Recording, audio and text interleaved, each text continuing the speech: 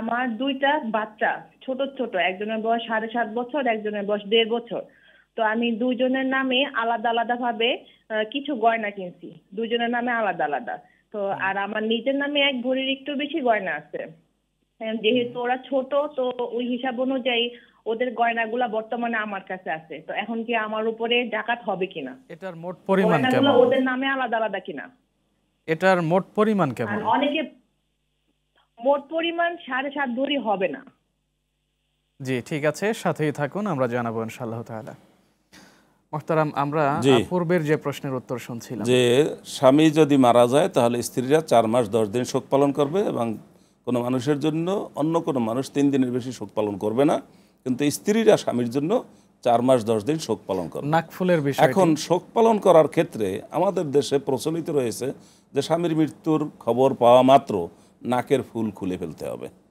কারণ আমাদের দেশে নারীরা মনে করেন নাকের ফুল, এই যে অলংকার, এইটা স্বামীর চিহ্ন, এটা তারা মনে করেন। মূলত ইসলামে এরকম কোনো বিধান নাই, বরং এটা আমাদের পার্শ্ববর্তী ধর্মের যে লোক রয়েছে তাদের থেকে আমাদের মধ্যে ঢুকেছে। স্বামীর জন্য শোক পালন করার অর্থ হলো নাকফুল খুলে ফেলতে হবে, কানের অলংকার খুলে ফেলতে হবে, হাতের পায়ের গলার সব অলংকার খুলে ফেলতে হবে, সাদা কাপড় পরতে হবে, কালো কাপড় পরতে হবে, এই ধরনের কোনো বিষয় নয়। বরং শোক পালন করবে অর্থ হচ্ছে এই যে তিনি তার স্বামীর জন্য 4 মাস 10 দিন নতুন করে সাজবেন না।